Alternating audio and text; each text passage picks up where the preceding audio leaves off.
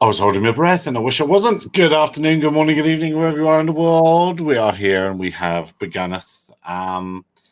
Gentlemen, has there anything... Oh, it's all gone very quiet. I wonder if my computer's about to crash. That's what it normally does when that happens. Has anyone seen anything that's really caught their eye before we start? No. No, well, fair enough. The race to the bottom in the cost of the A2 COFC course is continuing in the UK, with NQE soon going to be paying you to take this course the way it's going, because you've had UAV Hub this week do the course for like 99 quid, and then they're giving you a £99 voucher towards a future course and lots of other stuff as well. So by about mid 2021, I'm expecting you to be able to get a COFC course and £200 in cash in your pocket. And 6 free steak knives. Don't forget the free steak knives. Yeah, gotta have steak knives. Absolutely. Cuddly toy. Yeah. And what I find incredible on it is we are at this, these set of rules are not 30 days old. The ink is still wet on the piece of paper that signed these in. And within a month, the NQAs are tripping over each other, or the RAEs, I should now say, are tripping over each other to give it away almost. Where is this going to be in 6 or 10 months? Now, you can probably argue this is related to COVID. We can probably say, they've had a lean year last year, so they're all probably trying to get in as much work as they can. But, we're less than a month into this, and it's already down to bargain basement prices. If you go Copters do the training for free. So you can go to Copters' website, sign up for training. You can do the whole course. You only pay to do the exam. And I think it's £49 plus that. So it comes out about £58.80 or something if you go to Copters and do it, which is astoundingly cheap. Full access to all the online material. Just do the exam. And I think you get more than one try at the exam as well, as from what I understand. It's incredible how we've ended up in this position within a month. If this was the height of summer with new products out that could take advantage of these new rules, you would expect maybe for there to be some deals. But 30 days? It makes no business sense to a degree. There's a possible 160,000 people as your customers. That's how many people have registered on the CA database. That's, there's bound to be another 100 or so that haven't. There's going to be loads more. But you've got that much client base, basically, to go for. Why? If it was a forklift training company, they wouldn't be doing this race to the bottom. It's absolutely, it's astounding, to be fair. Well, could you not argue that the training market's a little bit stuffed in the UK? It's stuffed, i.e. lots of people in it in the UK, more than you probably need. There's not that many RAEs, is there? There's not as many. No. At one point, everyone was offering this. Okay, some of these might be thinking, if we give away the COFC, how many of these can we get into GVC later down the line? But the GVC is only £400-500. When the PFCO come out, it was close to £2,000, if not more, by some places. Regular 1,500 quid, and then the prices started tumbling, and then we had the sub thousands, and then sub 8s and sub 6. I don't get why they did. There's no win here for any of them. There's, even if they got 50,000 people to do it, okay, it's a chunk of money in the bank. But it's only once. It's not going to last you forever. So I don't quite understand. Okay, their costs must be minimal. At the end of the day, they have an online course which has been prepaid for. So their only cost is actually the exam element, which is paying a person to go through it. That you can use. So some REs use an AI system. So what happens is you will do the course. Okay, when it comes to the exam, the AI system, and you sit with your webcam on, as you can see us all now, and what you have to do is show your whole room to make sure there's nothing on the walls, make sure there's no way of cheating, turn all your devices off. This is recorded, and then you do the exam on the web browser while it watches you. And what it's looking for is when you look away like this. And when you look away, the system can tell what you're doing. And then anyone that's flagged, they go for review, and if it's thought to be cheating in any way, it gets rejected. Okay, So it's quite an interesting way that some do it. Some it is with an instructor. So I've done the exams, and I literally have to sit there and I watch people do stuff. Can it tell when I'm scratching my belly? Well, I wondered what you were doing, but I wasn't going there. Yeah, that's the thing terrible. with AI. Can it tell what you're really doing in the background? But, Yeah. But it is interesting. But the thing is, these REs, I don't know if they've copped on yet. They're doing themselves out a little bit of business, because this A2 CFC will last 5 years. If you're charging 50 quid now or 100 quid now or whatever, that person will not come back to you for 5 years. Will you be able to survive for 5 years? Because if you've got 5 office staff and you've got to pay them all 20 grand each, that's a lot of paid courses you've got to sell. it's a strange situation. I think, none of it makes math to me. From a business point of view, it doesn't to me. And I don't get it. But I don't deal with a lot of stuff now to do with training. I'm sort of slowly ebbing away. But people are jumping up and down a lot about the BVLOS courses now, aren't they? So it's going to be a BVLOS world. So everyone's sort of lining themselves up for that. Is this not just the gateway drug into that system? Yeah, they'd have to. Perhaps that's what the idea is. This is the gateway drug into the GVC, which is then the gateway drug into the extended permissions. Maybe.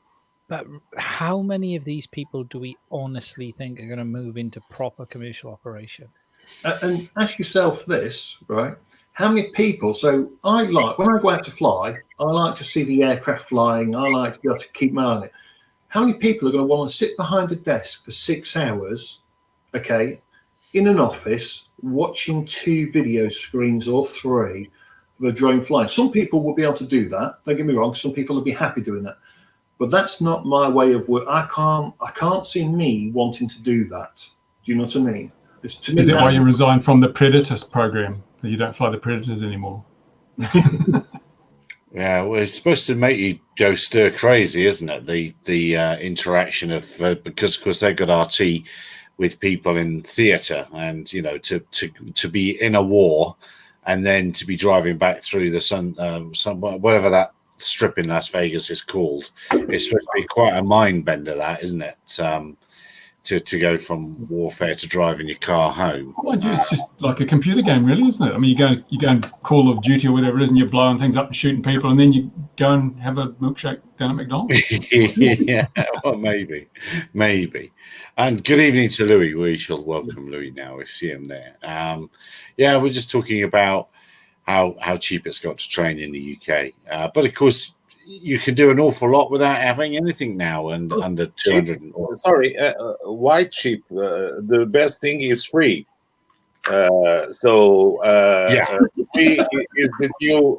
Free is the new way of getting the training, because not to make you guys very unhappy, the Luxembourg Aviation Authority and Eurocontrol, they are providing free training for C1 and C3 categories, and if you have the means of doing the on-site examination, they will also give you the C2 classification. So free is the new gold. What would be interesting is, I wonder if I could take the A2 for the European market, although I'm in the UK. That would be interesting if I can do that. You probably could when you were part of Europe. Not anymore. I don't know. I could say I'm in a hotel room. What's interesting is, in the UK, there's no course for the A3 category. So the A3 category here, the open category, the A3 category, there's no training for that at all. So you can literally buy this, read the manual, get an operator ID, and just go and fly. Come on. I did the both A1 and A3 examinations online on Luxembourg, and come on. It's just a pro forma. I was doing next, and when the questions came up, I would say yes, no. By the way, I missed one, which was, I believe, the price of the insurance of drones in Luxembourg. That got me because I don't know the price. So that was the one that got me. Everything else was related to flights and if you can fly nearby elderly gentlemen with goggles or not. So yeah, quite easy. Is this where you did it, Louis? I can send you the link, and you can then share the link. It's very nice. It's very nice from Eurocontrol to get this. So you get the examination. My son will be doing postdoctorate on that involves drones. So I told him, you have to get this. So he went up and did it. It's come on, instead of watching a movie on Netflix, it's 1 hour and a half if you go out and do the examinations and the entire course.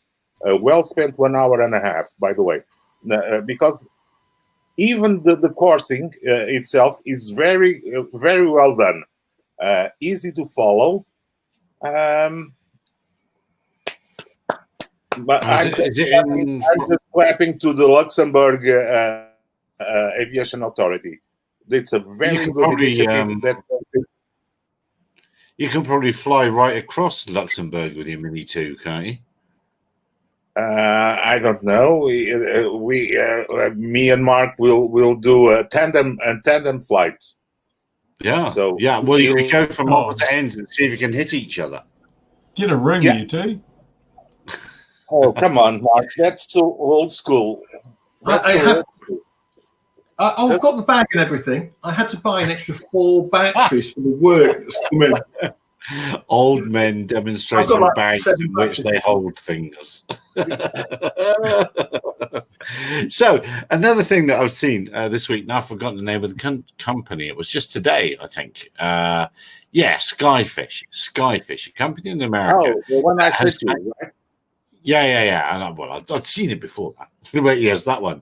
But what piqued your interest with that system, Louis? Then I'll go. So it's someone that comes from one of the large drone operators in US. That was Measure. Measure was acquired by one of the largest organizations in the world for industrial operations, which is whatever. And their CEO, it comes from the industrial inspection arm of Measure. So, and he was on stealth mode. In this world, stealth does not exist. There are rumors. There's something else. And well, they are making some bold claims. So will it just be another PowerPoint in our drone history or not? Remains to be seen. Well, what got me was, and look, they have a relationship with Sony. What got me was, there's the Sony drone. It's a quad. It's got the same sensor on it. It's not the Sony drone, but it's exactly the same thing. So people, it's a Sony camera. Come on, I can show you hundreds or thousands of DJI drones flying with Sony cameras. For sure, but it's that format. So people have been saying it should be a hex, it should be this, it should be that, and what a pity it's not like this. The Sony one I'm talking about now, and then this week something else comes out that looks just about the same. So there's got to be some call, or are people just guessing that that's going to work? You know that I'm a big fan of EXAs. My first drone was an EXA, so I wanted to have redundancy of the 2 motors and blah blah blah blah blah blah and whatsoever. These days, the technology has improved so much that the failure of a motor is almost .% something. So what real world advantages do we get with an EXA? Yes, you can have more payload, but then you have more problem. So the quad might be an interesting compromise. And let's look at the leader again. Oh my God, we are always talking about those guys, but doesn't matter. DJI came up with M600, M600 Pro. Before that, they had the S900, which with the extended power back, whatever it was the most fantastic machine I've seen. Flying with Arduino Pilot, by the way. So the S900 was a great machine. They had the X800, so they came up from X's to the M2 2 series, and they don't seem to be too unhappy. Well, the crash reports that I've been hearing from the M300s are always something to be aware, but that most of those crash reports might be due to the user interface, but that's something else. This executive order protecting stuff. What have we made of that to do with that? Now that you mentioned the big manufacturer yet again, I thought I'd chuck in this executive order that's gone out yesterday. Yeah, now is this new? Because someone's posted about this and I've missed it. So what is this? Isn't the financial order that went out? This is something different. Well, we've had two this week. We've had the one with Xiaomi. We had the Xiaomi one. Yes, but this is specifically in the dronosphere. We've had the one that the government purchasing offices in America, I can't remember what they're called, said that from February the 1st, the only UAS you will be able to buy are the ones in the Big Five and the Blue SUAS program, and that's that. GAO, was it GEO, GAO, something like that? Yeah. And of course, a load of manufacturers have said, "Oh, how do we get on the Blue SUAS program?" And it's like, "Oh, you can't. It's closed down for 2 years. They're not going to do anything for 2 years." So they've really pushed themselves into a corner now.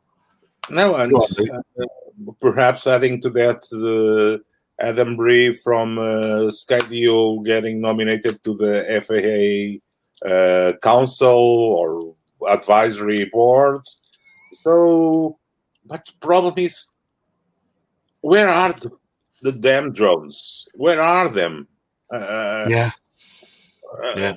DJI announced the stupid Mini 2 that you can fit on a large pocket and go away and fly with it, and add them in stores.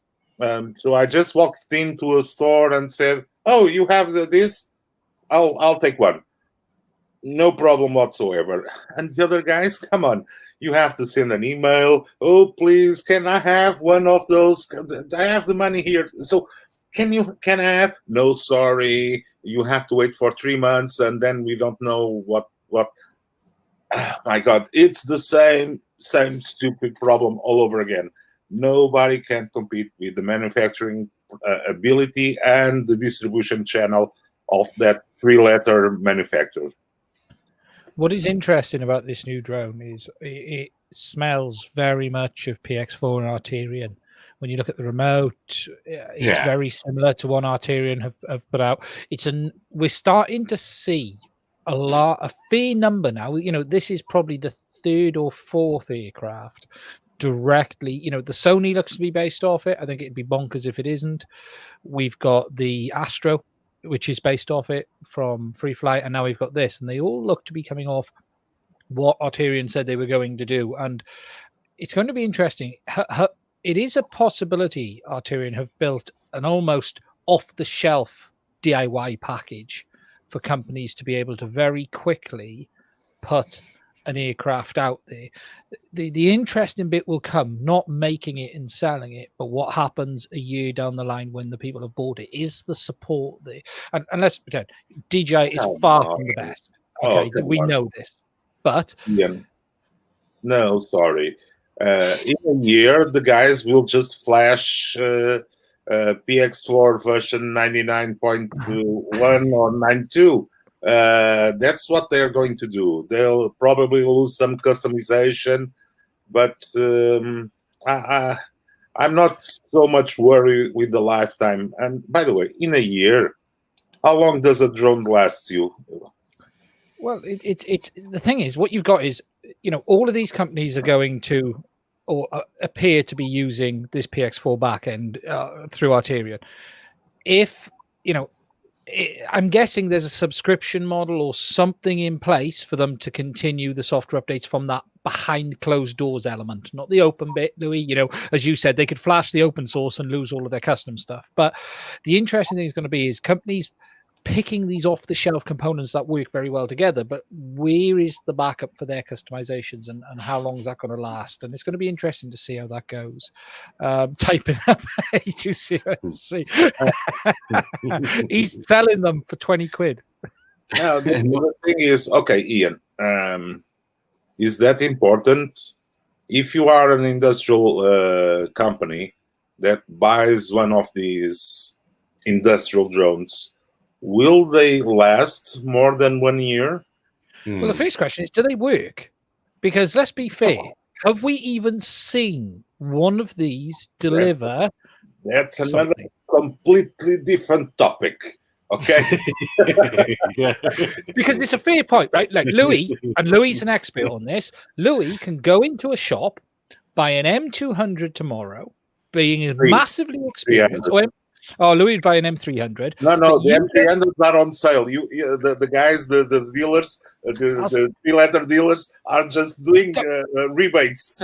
Don't worry. Whatever it is, Louis, as someone who does this professionally for a living and runs a UAS program, we all, the three-letter company might not be the best in the world, but you can walk in, pick up the drone off the shelf, put the payload on it, and by the end of the day what you've got. And the question comes with all of these, are any of these actually capable? Because we haven't seen any output from these aircraft. We've not seen anyone going, I'm running a successful drone business with these products. Yeah, no, that's absolutely, come on.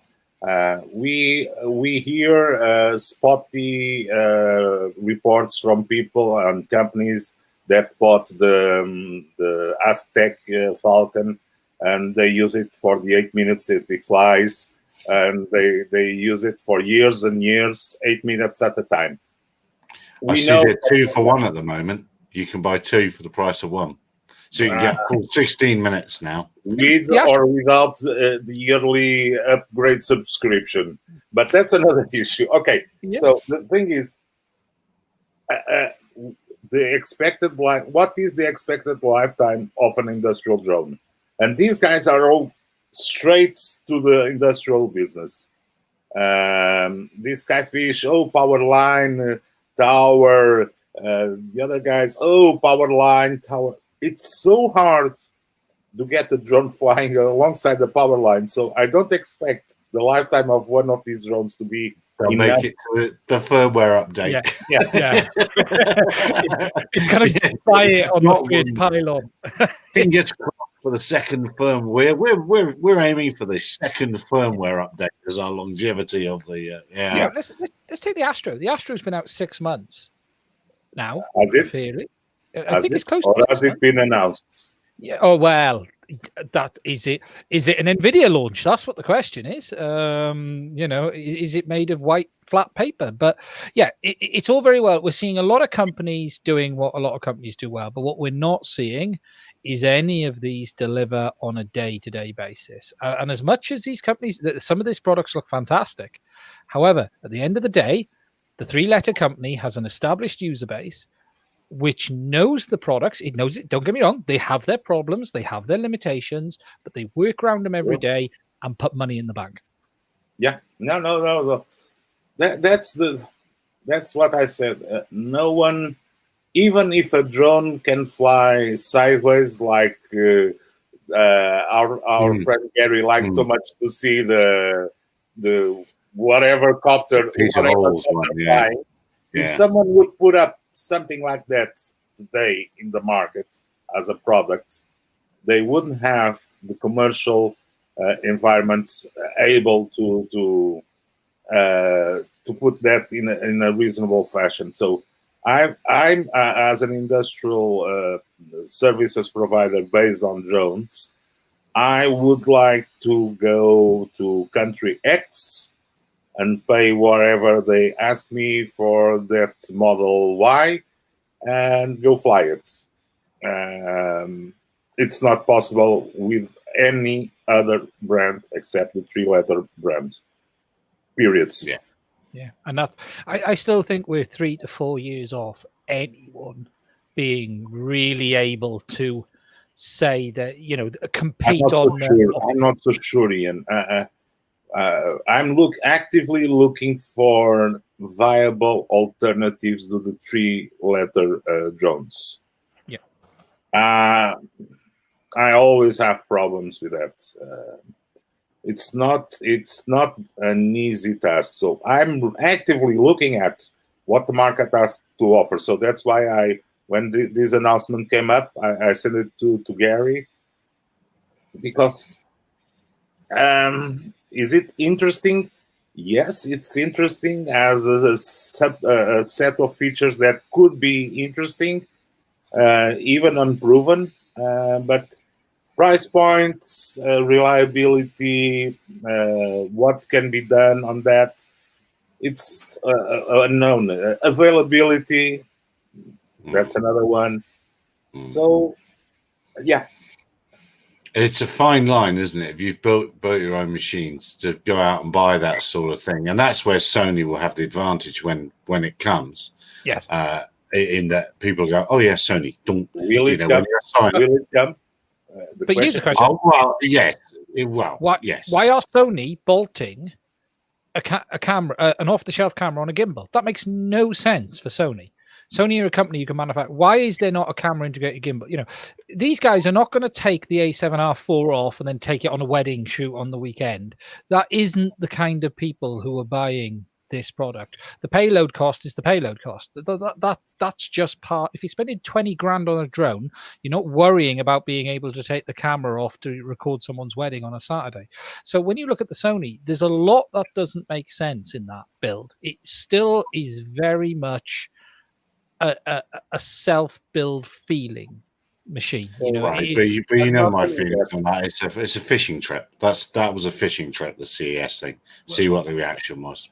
Well, not only that, guys. It is also the issue of, will it be available outside Japan? When we speak about the Sony drone, I always get reminded of the Aibo RoboDog, the first version.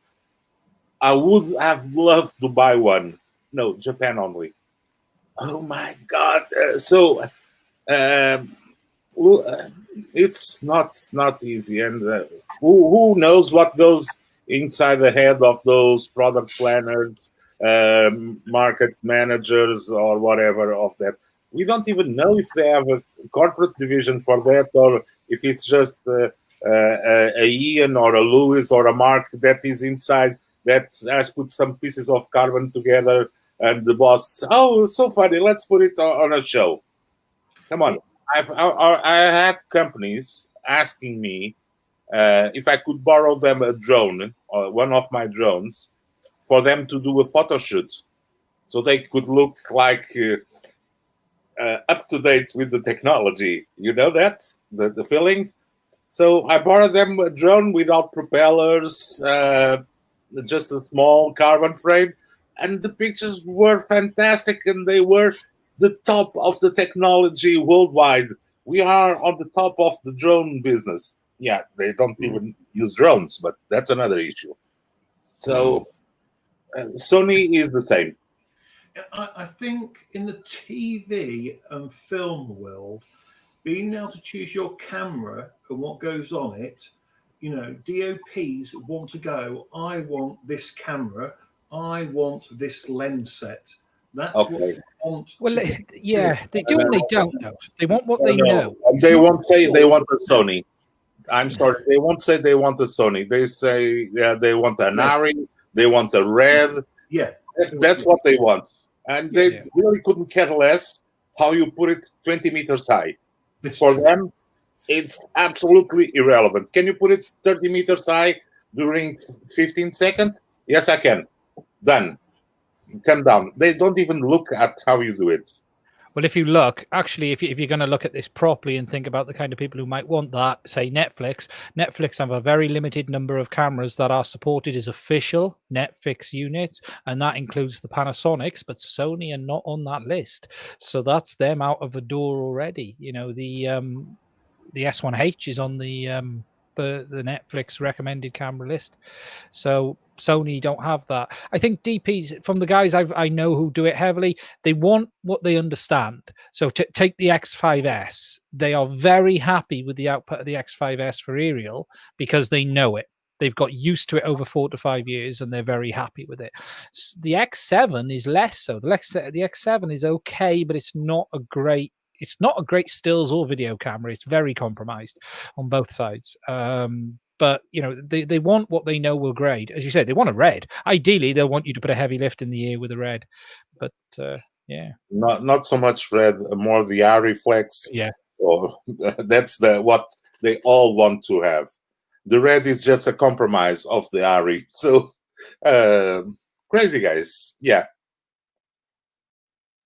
I'm rather than type it. We're talking about Sony, Chris, and how there's other products, similar products coming out all the time, and what on earth the Sony one is. I've enjoyed your videos recently, iForce 2D. Thank you. Yeah, so it's the samey market at the moment, and stories have slowed down. But I think that's more to do with the current situations, multiple and many in the world. And did you see the FAA put out that warning? Don't bring your drone to Washington. On Twitter, they tweeted out a thing saying, "Don't bring your drone to Washington." Have you seen all the counter UAS units that have been positioned all over the place? All the Humvees with lots of antennas and things on top of them. But what are they doing to keep the pressure cookers away? That's what I want to know. Where's the anti-pressure cooker? Here we go. Well, cheerio video. All those drone detection wagons they've got, right? Now, I am tinkering while I'm on the chat, so I do apologise anyway. I have my rather old F550 here. Okay, it's got a NASA in it. If I took off the FPV feed so it wasn't transmitting anything, those detection vans wouldn't detect squat. Yeah. Unless it had a radar, they wouldn't see it at all. I could overfly 1,000 feet. No one would have Scooby-Doo. Why do you need to get so complicated? You just don't need anything. You just get a glider quite high and let it drop to the right place. So why? Yes. Colin Furs built a trebuchet. He built this wonderful. It could throw cars over the wall at 1600 Pennsylvania Avenue, whatever it is. I'll make sure we get flagged. Oh well, again, still, yeah. But things have definitely slowed down. It went mad between Christmas and New Year. In fact, the best between Christmas and New Year we've ever had for stories. And I think everybody's just standing back at the moment. I'm just trying to think. I saw some FPV stuff. Oh, I know. Bruce, you do have a sub 250 build now, I think, don't you, with HD FPV? Yeah, we've got. Well, yes, there's the Outlaw. First part of the Outlaw video is up, but I've done a much smaller with the Fat Shark Bite system on it. Much smaller little flying wing, which is a commercial product. I forget the name of it, but it's really light. It hardly weighs anything, and it's quite amazing to be flying something with HD video that's so small you could swallow it almost. It's incredible stuff where the technology is going. I don't know if Sean Wendland's is in the comments, but he was talking on Facebook about one day there might be a sub 250 HD system. And I said, yeah, there is. Bruce has got one. So Yeah, I've already got. I mean, I got store-bought quads sub 250 with the Vista unit. They all fly really well. Sub 250 is easy. This is around about 100 grams, so it's less than half the maximum allowance. So why they say, oh, you have to register this in the UK or in the EU because it's got a camera? It's what? Only if it records in the UK. So if it's sub 250, Yeah, that's interesting, though, isn't it? They carefully say it's a UAS, an unmanned aerial system. So even if the ground station can record, then it qualifies because it's a full system. It's not just the craft, isn't it? yeah, but that's only. Yeah. But if it doesn't, you don't need to register. So don't record. Yeah, the interesting thing will be, though, most goggles have a DVR. Now, if you don't put an SD card in, it can't record. So that's compliant. But if you put an SD card in, you've got to register. Bruce, sorry. It's not that you don't have the SD card in. It's just what the law says is has the capability of recording. So done. It has the Well, show me capability. how you can. If you don't have an SD card in, it can't record. There's no capability to record without a card. No. It has the technical capability of recording, so it is falls within the law. Come on, Bruce. Don't try to juggle with Show words. me how you can record anything on a pair of FPV goggles that don't have an SD card in them. They're not capable of recording anything without an SD card in them. Come on, Bruce. You know better. You just remind me. Some years ago, on the highways for the automatic toll booths, you had to register your car, and the government here had a law that the height of the car at the front wheel had to be less than 1.20 meters to pay a reduced price. So there were a few smart guys that would go to the inspection of the vehicle with the tires half empty to be below 1.20 meters, and the guys would just laugh at them and pick up the sheet of the manufacturer, and the sheet of the manufacturer says height on the front axle 1.30. Sorry, you have to pay. Oh, but the vehicle is down, and I ride like this. It does not matter. It has the capability, so you pay. So you just wear box goggles with no DVR. Come on. I can record from the air also. Yeah, but it's not whether anyone can record, it's whether you can record. If someone else is out there with a DVR, that's not it's beyond your control. But if you just got box goggles with no DVR, then you are compliant with the regulations without registering. Come on.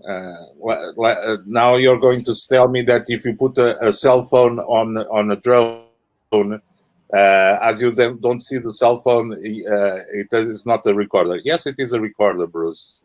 I haven't got a cell phone I can put on a drone. I'm talking about FPV, man. Just an SD camera and a pair of box goggles. You don't have to register under 250 grams.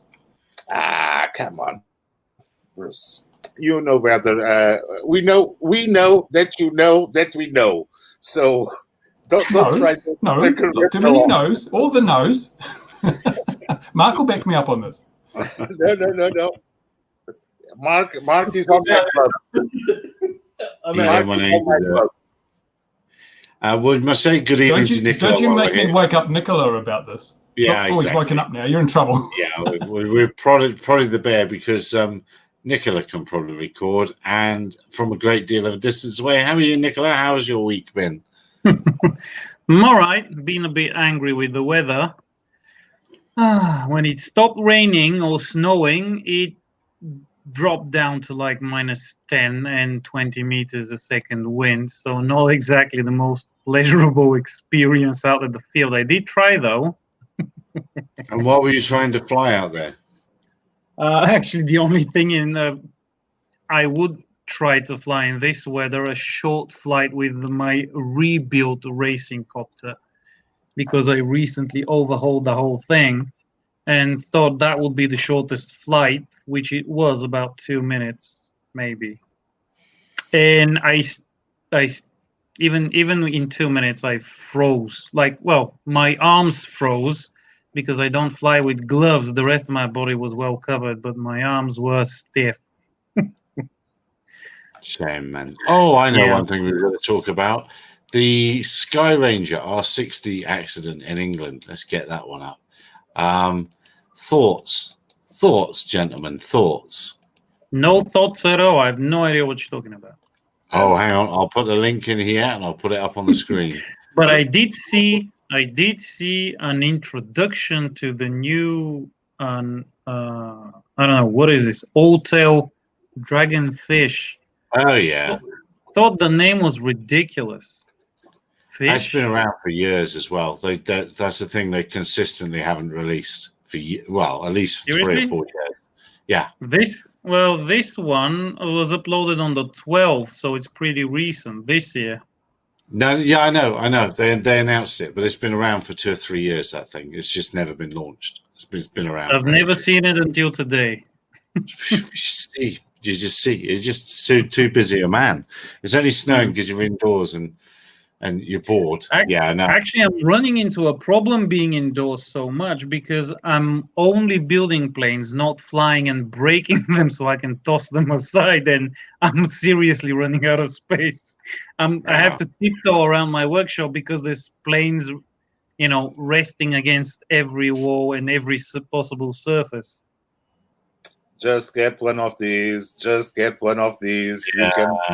You can eat your heart out and fly it as long as you want, as long as you have the batteries. Don't fly nearby a television, but fly anywhere at home. And no problem whatsoever. Come on. This is the perfect confinement recreation vehicle, and also helps you out with the control of a drone when the release of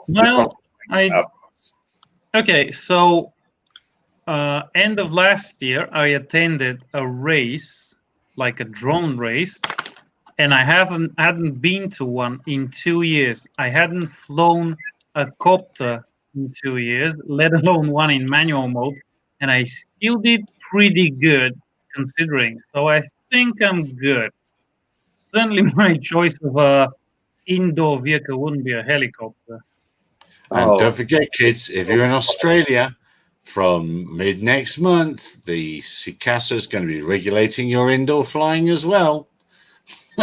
Finger in the Good pie. luck with that. Yeah, crazy. Absolutely crazy, isn't it? Absolutely I think crazy. that's a great idea. Yeah. Gary, you were going to post some link somewhere? I'll put it in the main chat, and I'll put it up on the problem is those Australians. The problem is those Australians who run away to New Zealand. Those damn Australians. They are the most dangerous ones. That's true. Yeah, I did see this story, and I was more interested at the fact that they've got a complete cutout button on the remote. Because it's not a button; it's tap 3 times, and I'll meet you on. It's tap 3 times, isn't it? It tap 3 times on that? Is it? Okay. Yeah. It reminds me of the people who still manage to do the CSC command on DJI stuff. You have to be flying like a crazy chimp to do it, but people have managed to achieve it in flight quite successfully. That means just dragging both sticks in. Yeah, and holding them there for 2 seconds. Yes.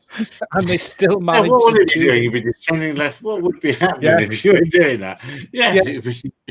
Well, you can do it because DJI added afterwards the ability. Sorry, I just said DJI added the ability to turn it off, so you can actually do it without the fatal element. And I did it once, and you just look at it and go, "But why? Why would you ever do this?" So this guy just basically dropped his copter in the pond because he didn't know that's an emergency cutoff. Nobody died. No, nobody did. Nobody was hurt, and that's news. Come on. Well, The thing is, that's why the focus is all on regulations and rules, and its focus isn't on can you actually fly the damn thing when you get all these certifications, isn't it? That's like going for a driver's license and you have to know the road code and how to inspect your vehicle and the tire pressures and the oil pressure and all that sort of stuff. But they don't check to make sure you actually know how to drive. Well, this is crazy. In New Zealand here, there was no practical test for commercial operations for a very long time, and they only recently changed it. Well, UK has quite a bad reputation on this. 3 quite bad drone incidents have been committed in the UK by the police. We had an M200 that fell out of the sky because they basically didn't charge the batteries. We had a Sky Mantis, which was flown into a tree or fell out the sky because they did something. And now we've had this. So we have in the UK had a big adoption with police forces on drones. But what's clear is there isn't enough training on how to actually use them. They're doing their flight testing, but they're not doing anything else. Wait, To be that fair, was though, the I'd rather police? have them flying a drone than the helicopters like the one that crashed into the pub roof. Yeah, that was bad. This drone was flown by a officer. Policeman. Yeah. Oh my god. Okay. Don't forget this one, Ian. Everyone forgets this one when the Merseyside police put their one in the Mersey. Oh, yeah. Oh, that was an early one, and that's It wasn't. megahertz. So you could see the antenna, and the CA did actually give them a bit of a telling off for that one as well. They did, and it. Go on, Ian. I was just going to say the reason for this is, and I think part of the reason for this is there is no unified drone purchasing or thing for police in the UK. So each individual force scrapes enough money together to go, we're going to get a drone, boys. And then they go out and set up their own independent drone unit. They need a blue list.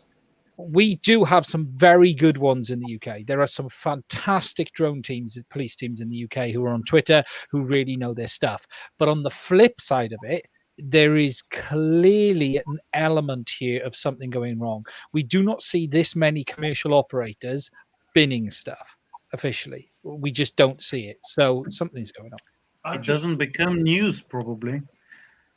Well, I just wonder if it's lack of training on aircraft that they're flying or operating. Yeah, on type. I on that particular machine, they maybe, they didn't get enough training or something. It's quite clearly to push that button 3 times. He was expecting it to do something else, clearly.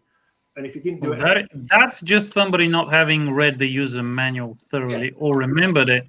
But I remember now a year ago or so, maybe 2 years now, some of the local police, like in my city, because they didn't give them a budget to buy drones, they pulled up some money and bought the second-hand Phantom 3 or something, and lost it the first time it went into the air, and that was news. That was hilarious. We are building a bit of a reputation within the forces over here for it. This is 4th, 5th time that it's something is money wasters. Training zone Euro control. That's the training that Louis was mentioning earlier. Yeah. Finish individual. Okay. Yeah. Okay. And so, what? I mean, can anybody do this, or do you have to be a citizen of the EU, or? I don't really know. I'm a citizen of the EU, and so I managed to get it. And yes, done, and has English version and whatever version it has. You have to get the registration to the site of Eurocontrol, which I already had because of the legislation stuff. And and then you get yourself registered for the course. You take the course. Welcome to the course. Bye-bye. And that's it. I'm going to probably tomorrow. I'm going to try that out. If I can get the link somewhere, I will try that. I'm just going to try it now. I found. Sorry, guys. Reckless behavior and dangerous goods. This is the Bruce's chapter. Oh yes. It's probably got a lot of John, my videos in there, has it? Bruce is flying his drone. We need to get a hold of whoever writes this, and we used to be the official drone news for Eurocontrol, so I'll get a hold of the bloke. I don't think we are anymore, but I'll get a hold of the bloke and say he needs to change that to Bruce. So what's Bruce done here? Oh, there's that car. Well, look, at least you can see Bruce's car. I mean, it's amazing. He's got that all those LEDs underneath it. That's the tracker the CAA have put on him. I did see in the UK that there's a few vineyards, isn't it? properties that are complaining about minis buzzing their properties at the minute. So it's actually, and it's not even summer yet, which is quite interesting. I have seen a few bits on that. But those minis aren't going to make it to summer, aren't they? They would have flown away or whatever else before you get to summer there. I absolutely have a problem with people going on Facebook and going, my mini flew away. The chances of a flyaway today are so remote. Wow. The aircraft, it's incredible. So if we take this bit of junk, right? What used to happen, you'll notice my puck is on the main frame here. Because what used to happen a lot is the puck goes on here. Okay, typically. But you kept the pointy thing on there just for in case it does fly into anybody. No, well, no. What I do is I bring up one of my antennas. So my 2.4 antenna. Oh yeah. Okay. All right then. Okay. So what happens is this falls off or tilts. It causes the aircraft then to shoot off in a direction. That's the flyaway. And I've seen that happen to someone's 450. Okay. And they had to get a tree surgeon to come get it out of a tree. So I always just went, right, mine cannot fall off. It cannot have a problem at all, ever. And there's there's old footage. I don't know if you'll find it, Gary, at, what's the one that fell in the Thames? Do you ever remember seeing that, Ian? That Octo that fell in the Thames? And then the diver went in and got it. Yeah, so the divers had to go and get it because it fell back on itself. Again, GPS problem. But I'm sorry, Mark. Just let me tell you something. That drone deserves to fall and be destroyed. With all those loose wires, you're just accident waiting to happen. Come on, sorry.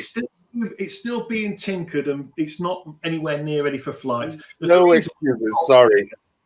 There's a reason the props are here. Okay, I'm actually bringing this back to life. It's been in storage for years. It's got so much dust on it, it's ridiculous.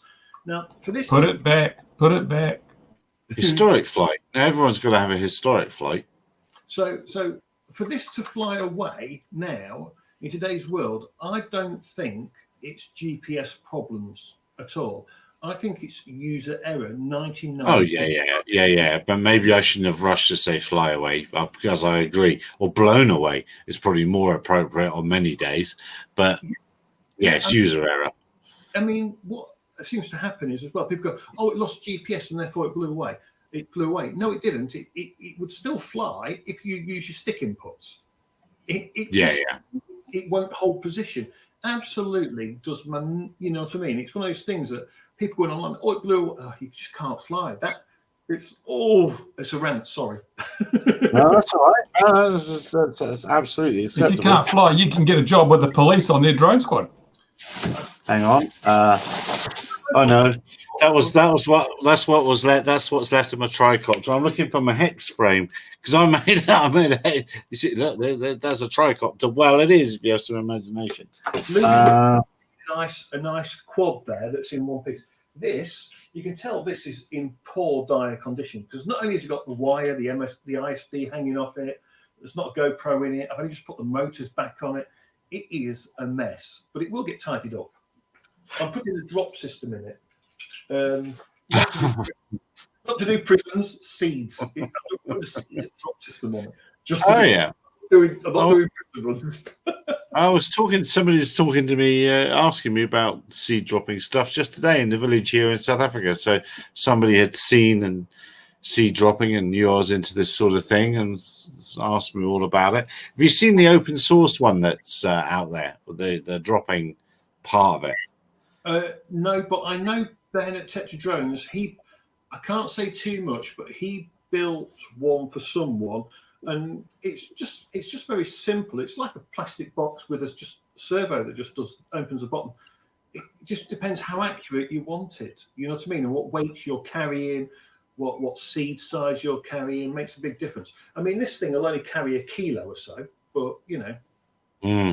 Our photo video area, I think. No, that is not allowed open under the open category of licensing. So you have to go specific category. So that is,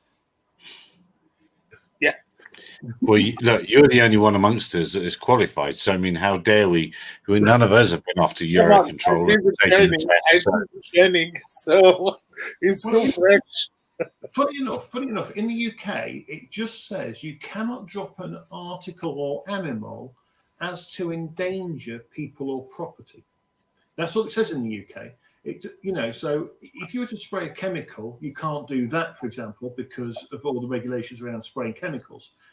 You won't be able to do a drop in a city because of the danger. But in the open countryside, the regs technically allow it in the UK. You could do a seed drop in the open countryside. Technically, that. Well, it used to only be water or finely divided sand was the things you were allowed to drop.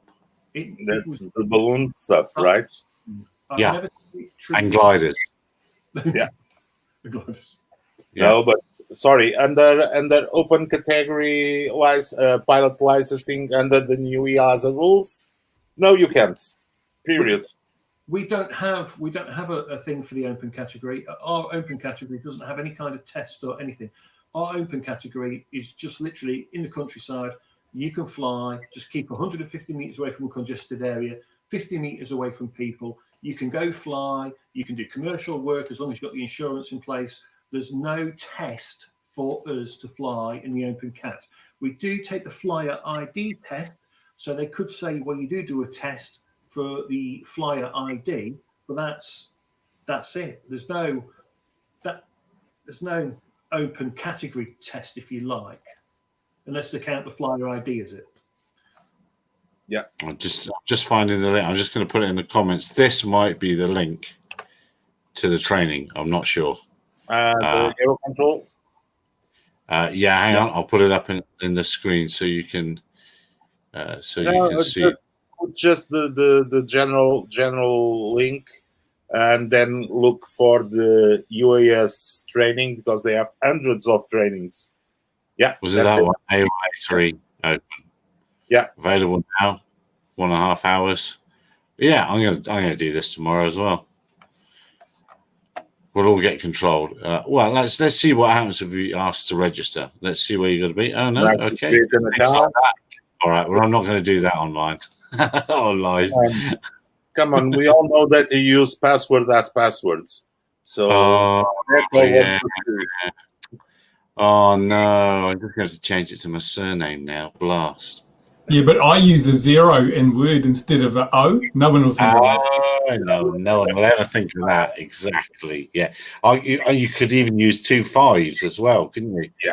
Even put the A as an @ symbol. Oh, that's goodness. Oh, now it's going to get too hard to remember with all these changes. I think I'll just stick to password. Yeah. Well, I mean, what was that? Oh gosh, there was a huge hack recently that was very much like that, wasn't it? The one in America. It was very, very simple, easy to get. Oh look, has Mad just put on his strobing jumper, or has he had his strobing jumper on the whole time and I haven't noticed? Oh, he's broken his microphone. Yeah. I don't know why it does it. I've got to try to understand why I'm getting the alias in. I've had it on all the time, but it doesn't show it on my side. My side is absolutely fine. It's only output that seems to show it, which is strange. It's the scaling that's being done. Yeah, probably through OBS. Yeah. Right. What's you got there? Well, now what have you put on there? Is that your lot? Oh, look. It's his French remote ID system. No. We now know that Mark can use a 555 integrated circuit. So see, not only has he got a drone, he's a flasher as well. These people, I don't know. Well, I did go green as well. So, that's what they say for night flying at the minute in our rules and regs. Why green flashing and not just a white strobe? Because obviously green flashing to another aircraft, if it was a manned aircraft, what would it think it was? Well, I'm trying to think what that is. An alien? Well, no. So green is, I'm going to say, for some reason, I'm going to say starboard, but I got a sneaky feeling I'm wrong. It's going to be port. But I think it's... No, it's to starboard. No, red is port as in wine. if you were flying along at night and you had a green flashing light, a helicopter would assume that's the starboard side of another aircraft. Where if it was a white flashing strobe, it would make more sense, but they just can't decide at the minute. What about a disco ball? Disco ball would be perfect. You couldn't mistake that for anything. Green is more visible, so that's why. I'm reading here that boats have a green flashing light at night when lit. No, they That's I've don't. got lasers on one of my drones. No, they That's don't. the pilot's ultimate enemy, is a drone with a laser. RC boat navigation kit. There we are. You can get them static and red, green flashing. You can get them from an RC boat. I'm going down the rabbit hole here. All that's Hey, missing Mark. now is Hey, Mark, hold on. some Let me EDM. get my Christmas tree lights. They are already on storage. Oh my This god! is like a rave I went to when I was a young fella. Where's the drugs? He's got to get out more. Now, have you been on another walk, Bruce? No, I haven't. But the weather's actually, it snowed in the South Island this week, and it's blowing and it's cold, and it's turned to winter already. We've got this big storm moving through, so I haven't had much chance to do anything. It's very autumny here as well. Everything's beginning to change. Felt like an autumn day here today. Has Yeah. Nick been for a walk, though, to go and fetch his plane off the hill yet? It's a mountain. Don't underestimate it. Top of a mountain, but there's a road up the military radar site at the top of the hill, so he could drive. No, he's not listening. No, He's not. He's We not can't here. tempt him. He's not here. We cannot get him to react. No. All right. So I think we have probably run the gambit of the stories this week, unless anybody has seen anything that has really caught their eye. There was only that guy that flew into the helicopter in America. It's still all over the news-wise. They're going to prosecute him, and he's going to be, years in jail and huge fines. Did you see the truck that flew into the helicopter in the Paris-Dakar? The helicopter was getting in for this action shot of the tracking truck for one of the teams. The truck goes over a sand dune and smacks the skid of the squirrel. So immediately, I mean, why on earth don't Paris-Dakar trucks have remote ID? They plainly need it. They've collided with a helicopter. Oh, have a look for that. It's out there on the interwebs. Yeah, just clips the skid of the squirrel and he goes away and he gets home in time for tea and medals. But it's quite amusing. Rips a canopy off the back of the truck. Well, there is one story, and they're just about to launch, I believe, but Flyby in the UK are about to start offering BVLOS courses. That's literally, I think, any time now they announce it. And their training aircraft is the Mugen, the 3 meter. Yeah. It's looking quite. It looks nice. I'm not sure they've thought about the colours for silhouette. Can you imagine if they do fly by hand and doing that kind of training in the bank turns, that grey is not going to be favourable, is it, for silhouetting? You know what I mean? As the aircraft goes around. Conspicuity grey for wartime fighter jet flying, yes. Designed to merge in with a grey European sky. Just the perfect colouring for it, really. They have wingtipped it orange, but it's only a thin line. And I'm looking at it thinking, I'm not sure someone thought about your colouring there quite right. Well, of course, it's all going to be buttons and go, isn't it? I mean, it's not. There won't really be any stick flying involved. I did ask the question to John on Facebook, and he says there will be stick flying. So stick flying to me, controller like this. Why? Why? You said the aim of BVLOS is to be out and going, to be beyond 500 meters before you can say, there it goes. Let's wake up, Ian. Have you guys seen the new radio that is about to be launched for less than $300?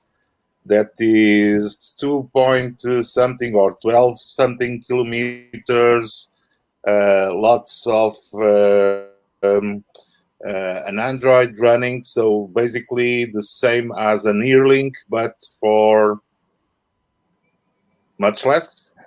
Who by? That's the name of the Chinese company, yeah. Yeah, one of the Chinese No, is it a Martra pilot? Have you seen it, Louis? Have you got a link? I haven't seen this one. If you go to the Ardo Pilot Forum, The guys are there promoting it. Have a look. Where is it? Let me have a look. Where have you seen it, Lou? Is it on the blogs or is it under? No, I was chatting with one of their guys on WeChat. Is it under ground stations? Let's have a look. No, give me a second. I'll try to pick up Find me a that. link. Find me a link. No, I haven't seen. Obviously, I'm aware of the SkyDroid stuff, which a lot of the companies are doing. Louis just moved through time. Then, did anyone else see that? Was it just me? It was like something out of Doctor Who. I've seen the SkyDroid stuff, which gets very mixed replies. Some people are happy, some people are not. But I haven't seen this. Well, there's going to be a Siwi, SIYI. I'll post the link here for the. So I'm posting the link here on the private. Looks interesting. HDMI output, whatever. Android running Android 9 as a base. With the Qualcomm. Let me check. I'm just checking his name. I have seen this. If you'd have said the one that looks like the DJI smart controller, I'd have known which one you were talking about. Right. Yeah. Yes. Yeah, I have. I didn't know the price though. Wow. Okay. So they're saying two. Have you seen the guy's name? Frank. Wang. No, Frank that's the Wang. name I have. That's the name so basically, Never heard that name before, have we? no Ian Smith. It's the Qualcomm 8-core, 2 gigabytes RAM, 16 gigabytes ROM, Android. That does not appear too shabby for that price.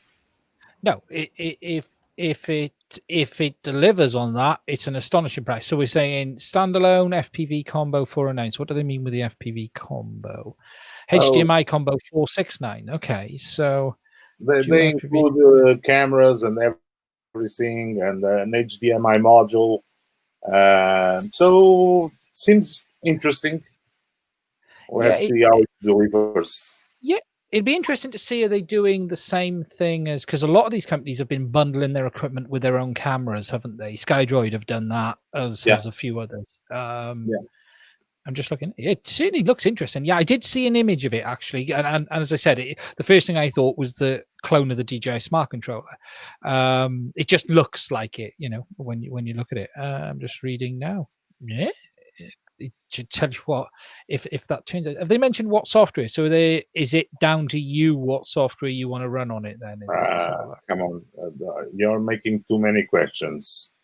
Come on, it's an Android. You can put Q-Ground Control running on it in no time. So what else do you want, Ian? Interesting comment. They posted on RC groups, but the feedback was confusing. Yeah, that's RC groups. Okay, interesting. Yeah, I had seen it. I hadn't seen as much information as this. Yeah. And if you go to AliExpress, they have the different versions already available. Yeah. That's that very thing there. So know how, ergonomically, how wide that is, how that would feel in the hand if you actually had to do any flying with those things. Oh, Gary, you're just being picky. You're just on the upside, it'd be quite good for your coffee and things while you're flying. Wouldn't you? A little table there, sandwiches on the right-hand side, maybe a little portable TV for entertainment while you're doing those long VV lost flights. The mini version looks different to that. The mini version of it, which is the one they're promoting now, really looks like the DJI controller. You look down, it's like it literally is very, very similar. Yeah. Hang on, I'll get another controller. So what are we talking about? Yeah. These. Yeah. Wow. It's interesting because we're starting to see a lot of these devices come on the market. Hearlink was fairly early. It's fair to say Hearlink isn't perfect. It's been far from perfect. It's not had issues. Issues isn't the right term. It's taken some time to get it to where it is today, and it is in a much better position than it's ever been in. It's stable. It's solid. There's one or two things that need improvement. I think the problem is, and this actually isn't so much Hearlink, and this is you see this with ArduPilot and the hardware. You have two distinct elements with ArduPilot, the software. We have the hardware. The hardware often runs a year or two ahead of the software. The guys at ArduPilot are starting to do some amazing stuff with some features from the hardware that's been around 2.5 years. With hardware, what else do you want from the hardware? We are on the H7 CPUs. Yes. We add the F7s. We still support the F4s.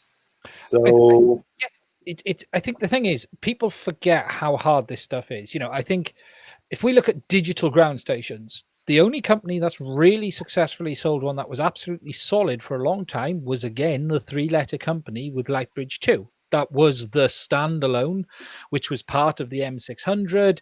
It was solid. Yeah. It really was, and now obviously Hearlink was one of the early ones, and you've got SkyDroid doing others, and they're all, okay, playing catch-up's probably a fair word to use.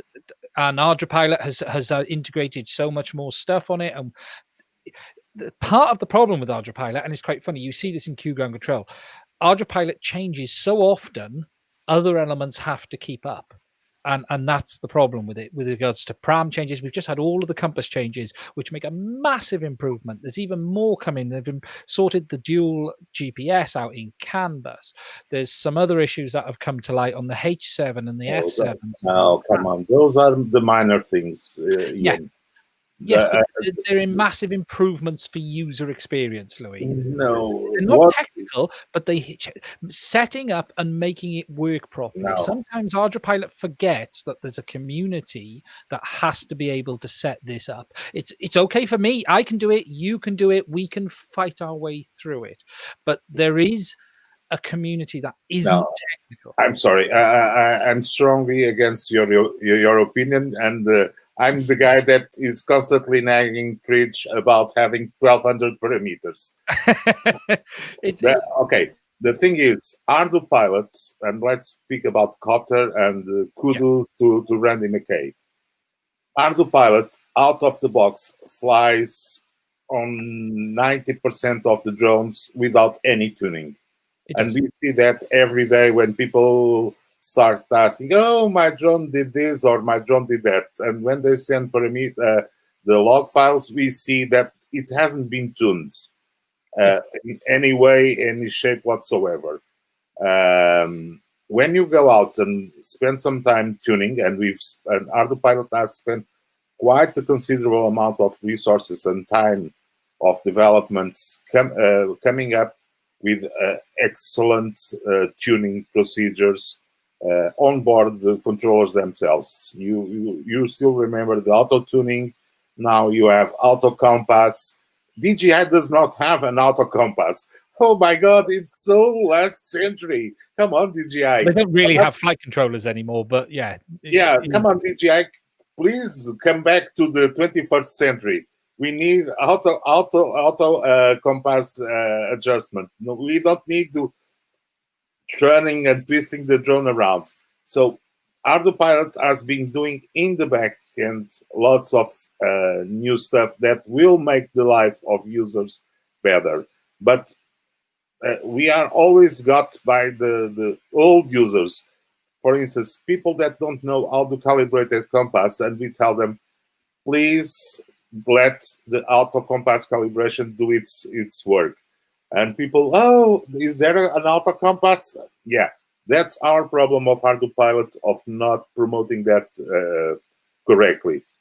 And by the way, now that we are going to deprecate, we started deprecating EKF2, the extended Kalman filter 2.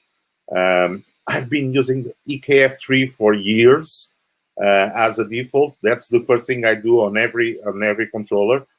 and I've been one of the most vocal ones trying to push for EKF3 to be the default, and finally we are going to do it on Copter.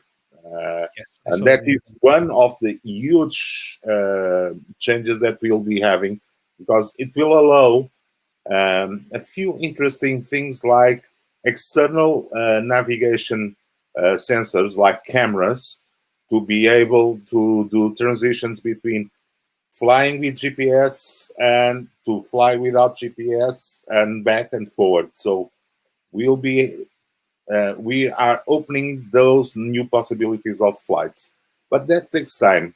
And yes, again, ground stations like Mission Planner have a hard time keeping up, so they have hidden and under hidden menus and hidden key combos all over the place. So, but yeah, the things are there, but not easy.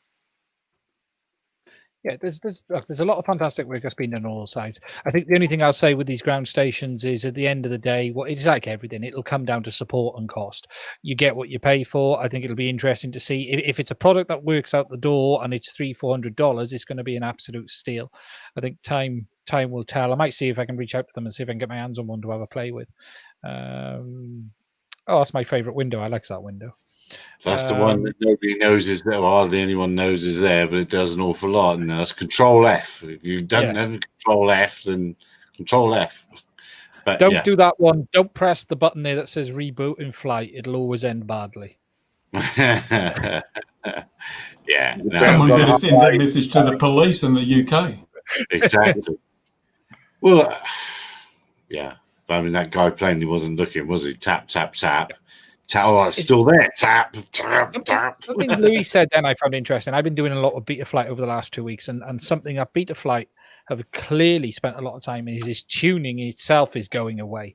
It's incredible how beta flight now will just work. An autopilot similar. It's not as good, but it is similar. It just works on anything you throw at it. It really does. Okay, it might be a bit spongy here and there, but the reality is PID tuning is becoming a thing of the past for the most part now.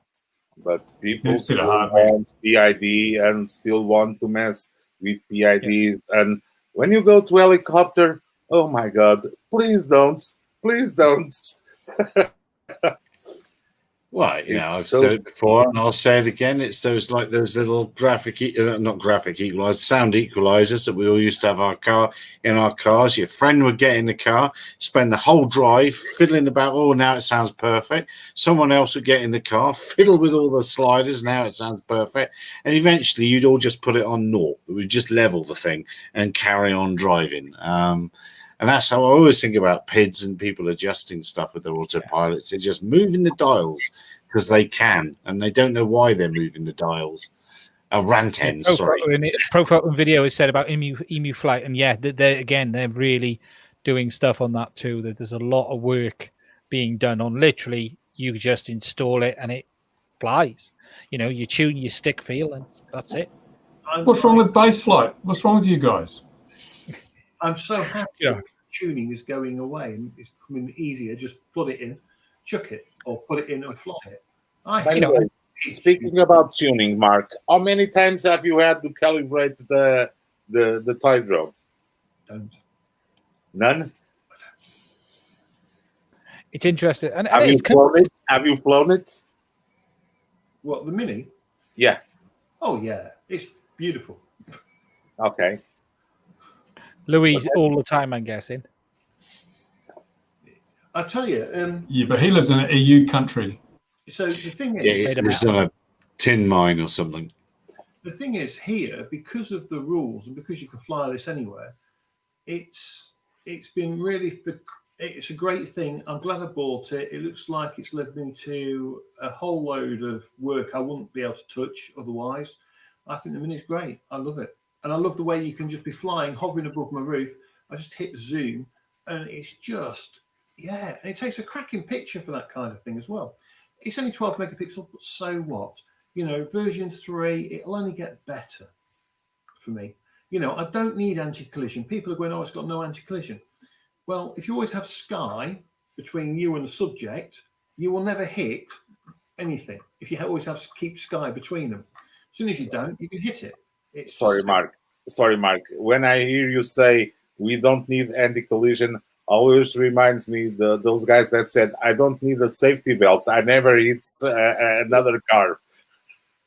But you should, I come from, probably like a lot of the guys here, I come from model flying, helicopters, planes. I will admit, I have crashed 2 Inspire ones. I won't, I have had crunches every now and then, as you do back in the early days. We all learn a bit, but as long as you always keep, the right separation, you'll be all right. Doesn't need anti-collision. I think at times it's kind of overrated. You just set your return to home height high enough so you're clearing the tallest objects in the area. You'd be good. Yeah, I do. To be honest, I have my rants on there. I do. Yeah, I will rant and go, you bunch of, Yeah. But it doesn't need anti-collision. It's a great little machine. I think these are amazing, and it can only get better. No, That's where most of the market's going to be. Most of the market is going to be there soon. Can you imagine, right? So when the C1 aircraft come out, so that's 900 grams that we can fly, as long as we don't overfly uninvolved people. So you imagine a 900-gram aircraft and what the capability DJI could cram into that. There's absolutely no reason to have anything bigger for a lot of inspection work. Take the Parrot and NAFI thermal. You imagine something like that up to 900 grams, a bit better flight time, a bit better camera maybe. DJI could do it. The zoom, the Mavic 2 zoom. You imagine that with a few more options on the zoom, slightly better camera probably, under 900 grams.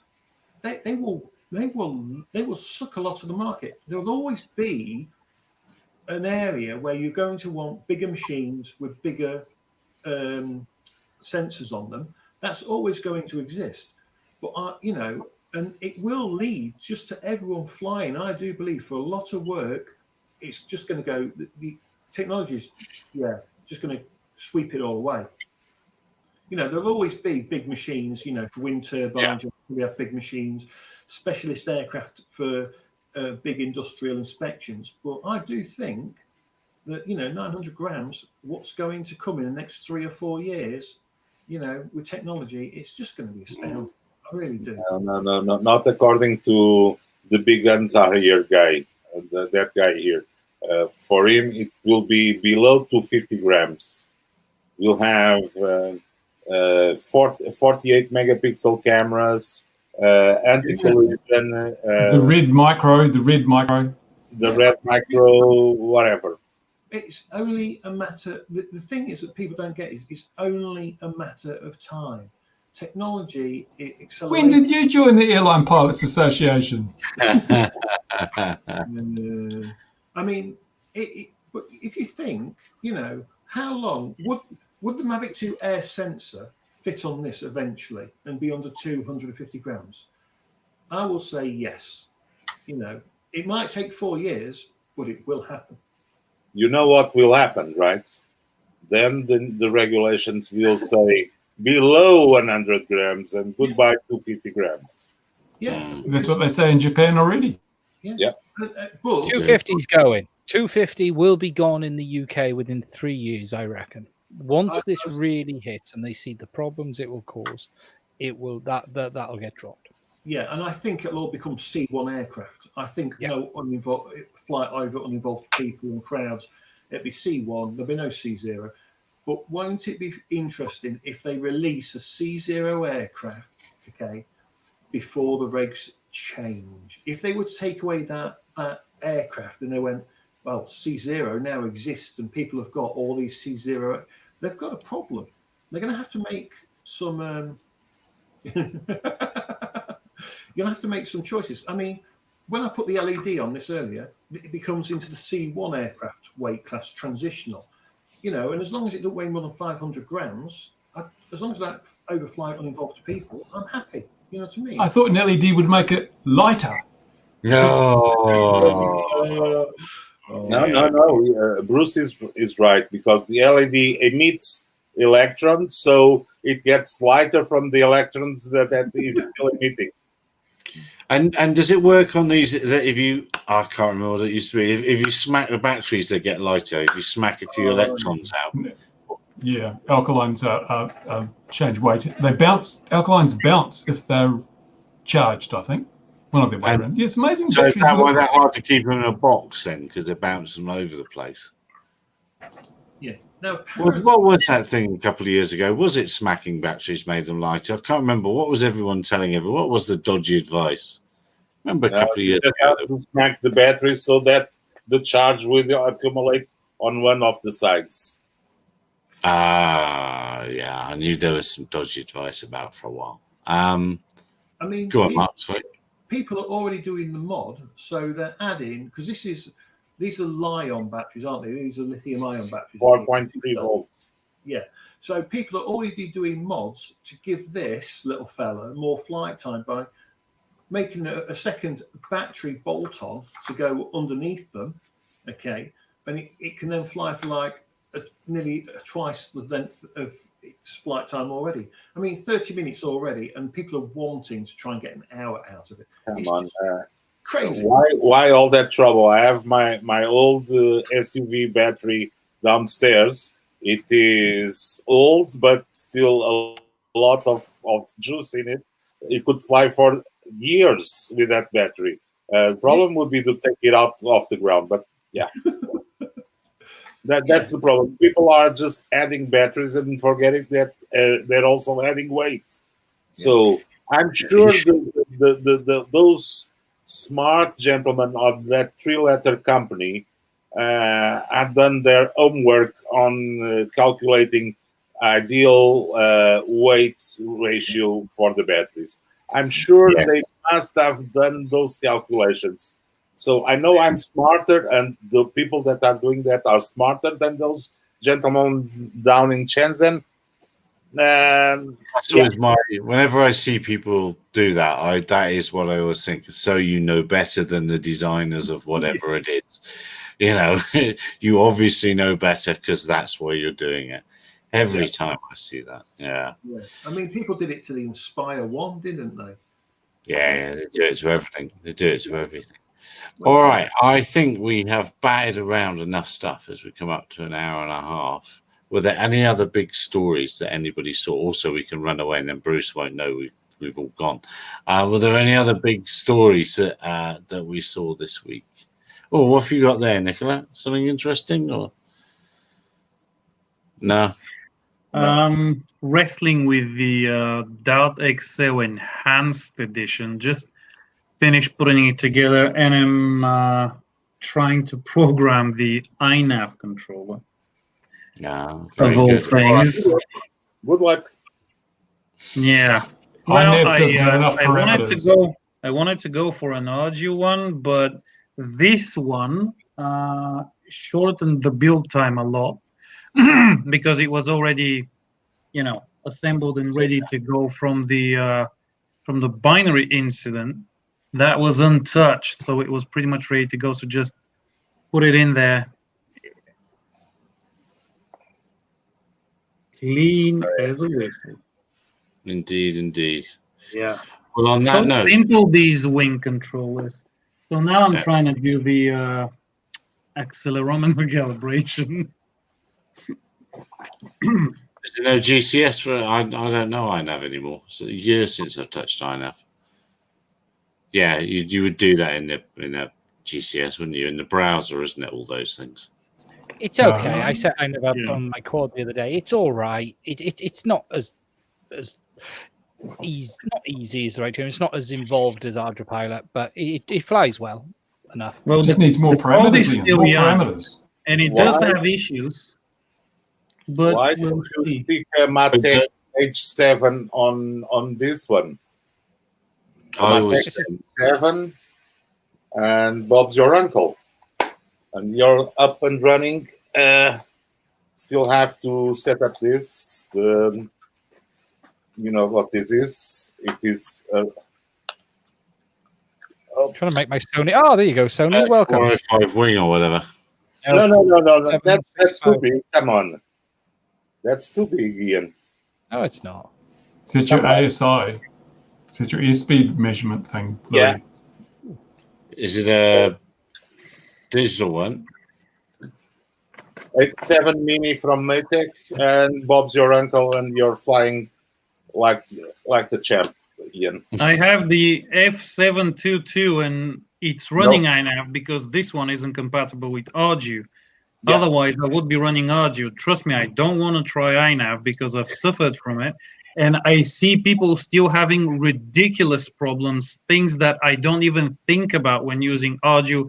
And I've never even thought that could ever be a problem until iNav came along. Yeah. Turns out it can be a problem.